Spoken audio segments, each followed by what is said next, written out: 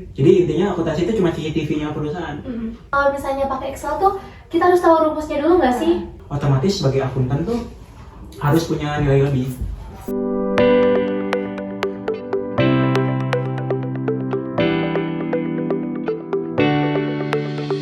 Hai guys, welcome to our podcast. Jadi kali ini aku nggak ngehost sendirian nih guys.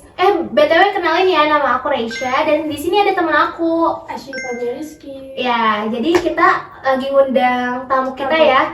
Ada Andika dari Universitas Siliwangi, jurusan akuntansi. Kita panggil ya teman-teman. Andika. Halo. Hai. Apa kabar Andika? Baik. Alhamdulillah. Gimana di jalannya aman? Aman. Oke. Nih dalam podcast ini kan aku diajak ya di podcast kalian.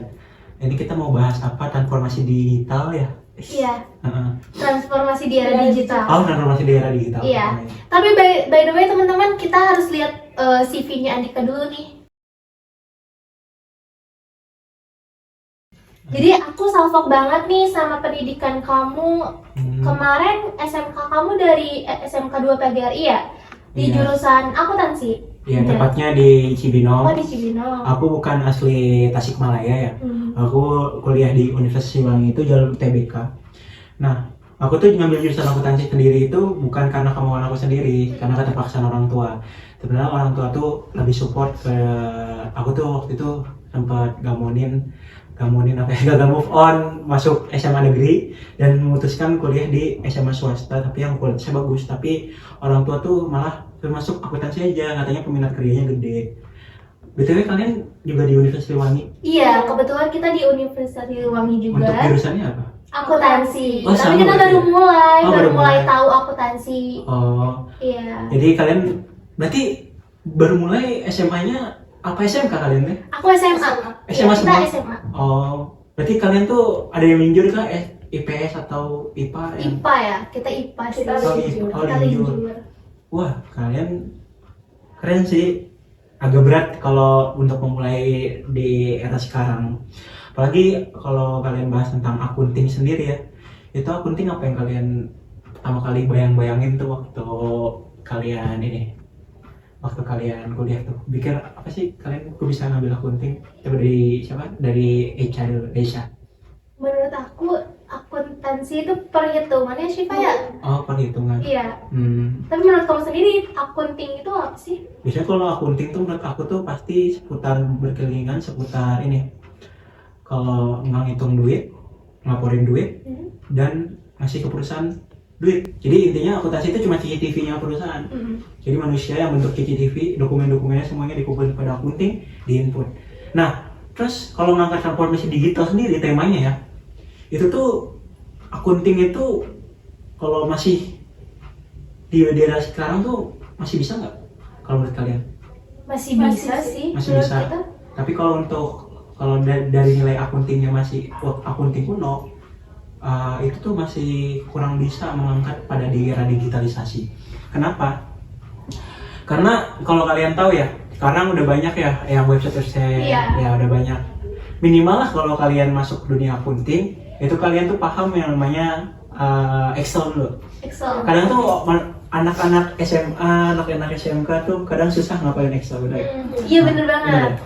Nah, untuk kalau Echa benci nggak sih sama Excel? Benci banget karena kalau misalnya pakai Excel tuh kita harus tahu rumusnya dulu nggak sih? Hah? Buat nge-input datanya. Rumusnya? Iya. Ya rumusnya. Emang kalau dunia sekarang tuh emang kayak gitu. Coba untuk dilatih lagi, Ca. Iya. Untuk dilatih, Echa dilatih lagi dan Syifa juga latih lagi. Apalagi kan dosen waktu IPA ya, itu agak meleset banget kalau masuk akunting tuh. Nah, untuk mengangkat nilai akuntansi sendiri di era digital, aku setuju untuk bisa diangkat di era digital karena yang penting kalau seminimal mungkin orang mengembangkan bakatnya di Excel dulu. Kalau nggak punya nilai Excel aja nggak bisa, itu masih akunting kuno. Nyatetnya di mana? Kalau nggak di Excel, di buku kan? Iya. Iya, kuno kan? Iya. Berarti nanti kalah sama robot. Iya. Kalau nggak minimal bisa Excel aja dulu.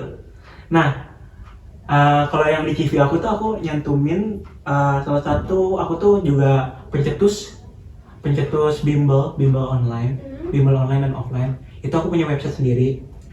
Sebenarnya kalau bikin website itu kan, kalau kalian tahu bikin itu pakai apa? Pakai codingan ya. Codingan. Nah, itu kan agak ribet kan? Iya. Nah, terus aku akuntansi, apa hubungan sama coding kan? Iya.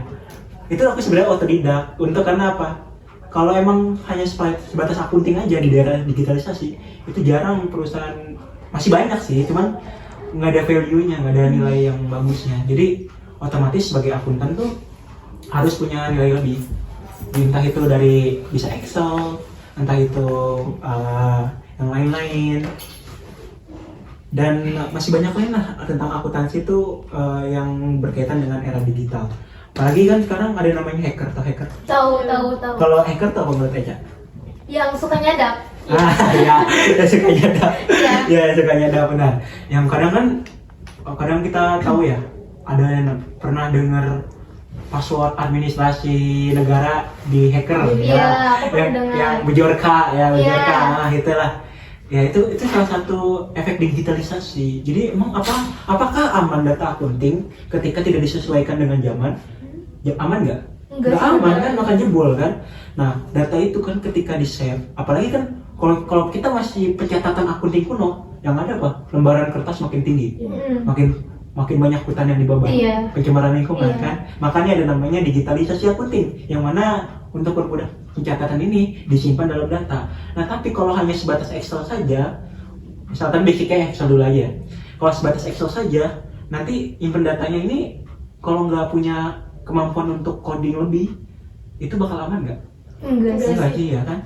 Nah, jadi bisa tuh kalian pelajari. Jadi kalian bukan hanya sekedar belajar akunting aja, tapi kalian bisa tuh untuk belajar websitenya juga, untuk belajar coding untuk perusahaannya juga. Ada lagi nggak yang mau ditanyain gitu, Mak? Tentang PKL paling Iya. ya. Iya. Aku salfok banget di sini PKL kamu di Discord Horizon. Itu di mana ya, Dika? Oh, kalau Discord Horizon sendiri gue tuh ini ya, PKL di, kalian tau Sentul nggak? Sentul. Iya. Sentul tuh di Bogor tuh paling terkenal. Iya. Apalagi sirkuit Sentul tuh, kalau ada yang bilang gini, sirkuit Sentul tuh mirip kayak sirkuit Mandalika. Kalian ya, kayak sirkuit Sentul tuh di Kalimantan. Sirkuit Mandalika di Kalimantan. Kalau sirkuit Sentul di Bogor. Nah, Sentul itu terkenal dengan industri-industri yang kuat-kuat. PT, kalian tahu binder? Ada binder kalian? Binder, ya. buku binder. Nah, itu kan ada kertas-kertasnya ya. Nah, binder itu salah satu bindernya. Binder tahu kan? Iya. Binder.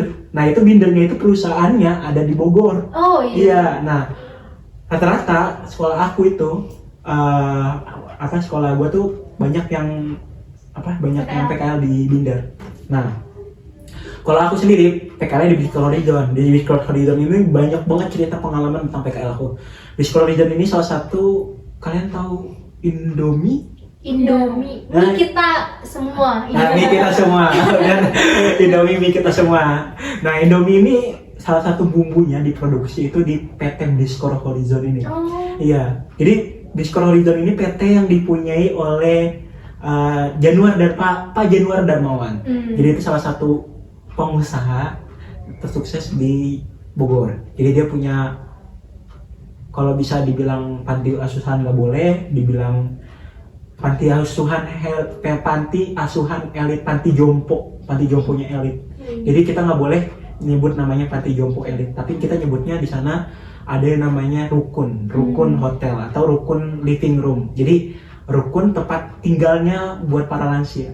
Di situ, wah, saking fancy-nya orang tuh bagus-bagus lah, dari mulai kendaraannya aja udah Porsche, udah inilah. Nah, di situ tuh aku bagian finansialnya, di bagian pusat keuangannya. Aku pusat keuangannya, ada restorannya ada di situ. Ada Panjava namanya, ada oleh hotel, ada rukun hotel, ada rukun living room dan lain-lain. Itu jadi Discord Horizon ini menaungi banyak PT di situ. Dan aku kerjanya di Discord Horizon di finansial yang namanya Prisma, PT Prisma Interperindo.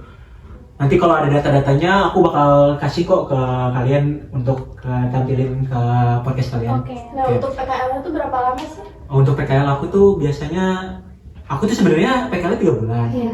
Cuman gara-gara aku tuh mungkin kinerjanya lebih bagus, perusahaan minta lebih 1 bulan. Terus apakah kalau kalian nanya apakah aku digaji atau enggak, untuk gaji kan nggak boleh sebenarnya untuk mahasiswa PKL ya. Bukan digaji, bahasanya itu diberi uang samu, uang upah, uang samu. Nah, itu aku dikasih upah 300 sampai 600 per bulannya. Gede nggak? Lumayan ya buat anak PKL. Jadi aku kerja tuh kadang dipindahin tapi sibuk ya. Aku tuh kadang sibuk di bagian gudang, kadang di bagian finance, kadang di bagian marketing, kadang di bagian pemasaran. Banyak sekali ilmu yang aku capai itu di Psikolog itu, salah satunya aku bisa belajar bagaimana siklus keuangan, laporan keuangan gitu. Kalau untuk kalian tuh belum tahu ya, SMA tuh belum ada yang banyak ada. Iya. Kita baru terjun banget. Iya, baru terjun. Iya, kita baru nyebur. Baru nyebur. Benar-benar baru nyebur. Tapi kalau mikir-mikir tentang akunting tuh kalian bakal kerja di mana nih gitu. Ngapain sih ngambil akunting? Pikirannya bakal kerja di mana? Di bank kali ya. Iya, di bank Maksudnya nanti. tentang keuangan, iya benar, tentang keuangan atau di perusahaan juga bisa. Iya, bisa. Di pemerintah juga bisa sebenarnya. Iya. Akunting tuh dibuatin di berbagai perusahaan. Cuman kalau sekarang akunting tuh masih banyak dibuatin perusahaan.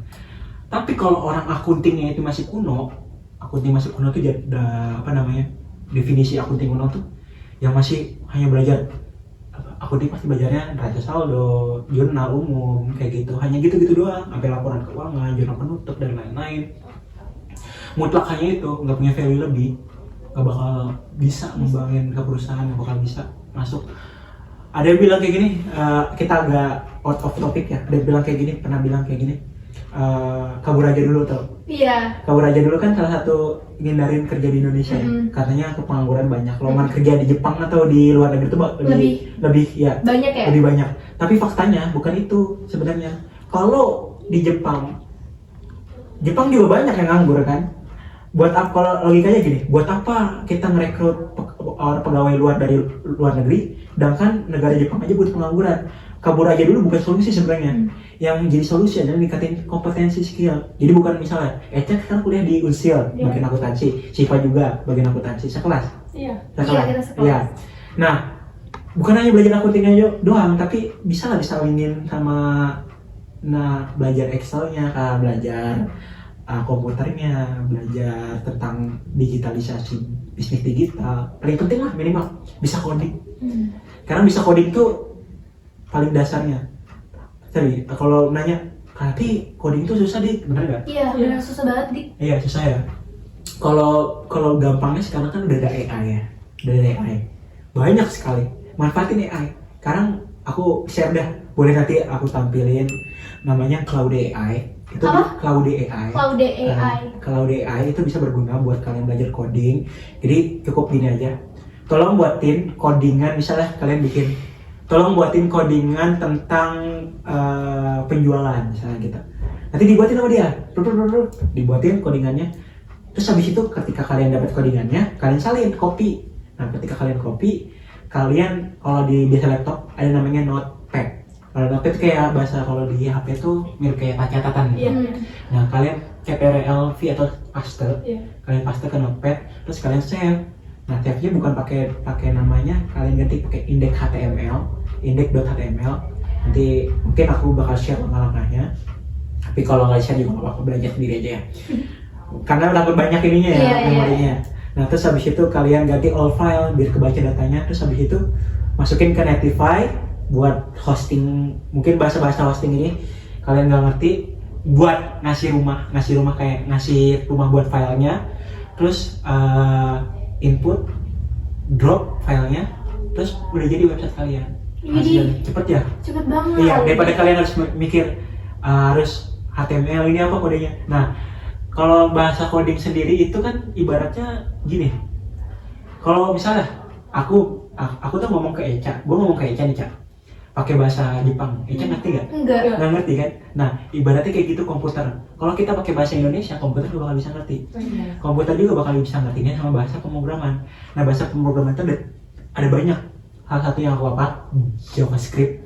JavaScript itu salah satu penemunya dari orang Jawa katanya. Dari orang Jawa namanya JavaScript. Itu codingan paling berat. Dipakai, meskipun namanya JavaScript, dipakai sampai luar negeri, sampai Eropa. Ada yang kedua namanya codingan Python.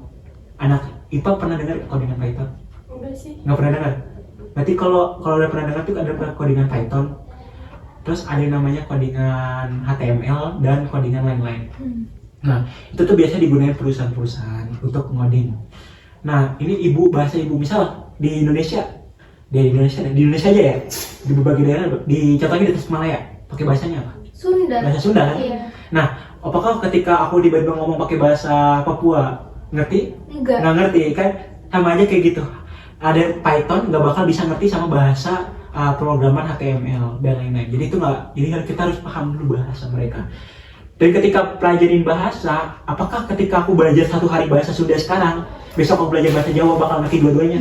Nggak mungkin kan? Iya, nggak mungkin. Makanya ketika belajar pemrograman pertama kali, aku belajar tuh bahasa HTML dulu. Aku pelajarin dulu bahasa HTML, baru yang lainnya.